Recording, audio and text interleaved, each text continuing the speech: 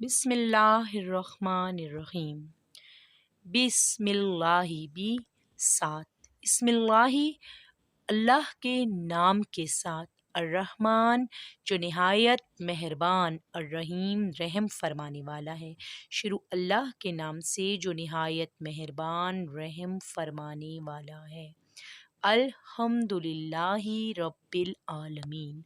الحمد تمام ہم تعریفیں للہ اللہ ہی کے لیے ہیں، رب العالمین جو کہ رب ہے تمام جہان والوں کا، یعنی کہ سب تعریفیں اللہ تعالیٰ ہی کے لیے ہیں جو کہ رب ہے تمام جہان والوں کا۔ الرحمن نہایت مہربان، الرحیم رحم فرمانے والا ہے۔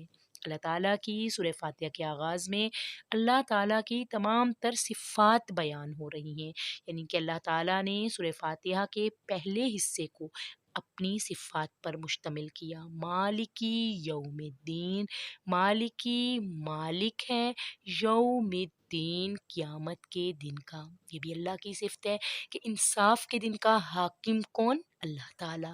روز جزا کا مالک کون ہے؟ اللہ تعالیٰ، یعنی کہ صرف اور صرف اللہ تعالیٰ ہی روز جزا کا مالک ہے۔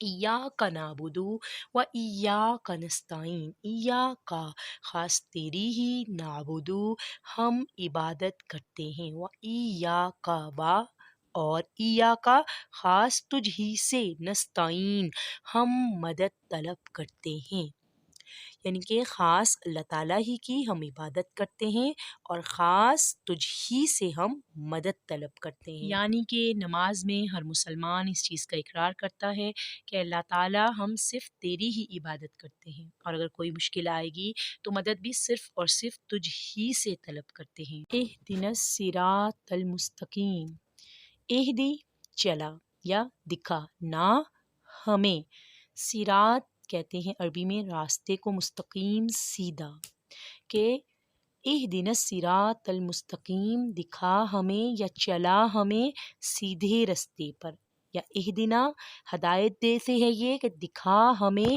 سیدھا راستہ، یعنی کہ اللہ پاک سے ہم یہ دعا مانگتے ہیں کہ اللہ تعالیٰ سیدھے راستے پر ہمیں گامزن کر دے، ہمارے لیے وہ رستہ آسان کر دے۔ صراط الذین انعمت علیہم غیر المغضوب علیہم ولا الضالین، صراط رستہ، الذین ان لوگوں کا، انعمت انعام کیا، علیہم جن پر تو نے، غیر المغضوبی علاوہ ان کے، غیر علاوہ مغضوبی غضب کیا، علیہم جن پر، یعنی کہ جن پر تو نے اپنا غضب کیا ان کے علاوہ، ولا الضالین اور نہ گمراہوں کے۔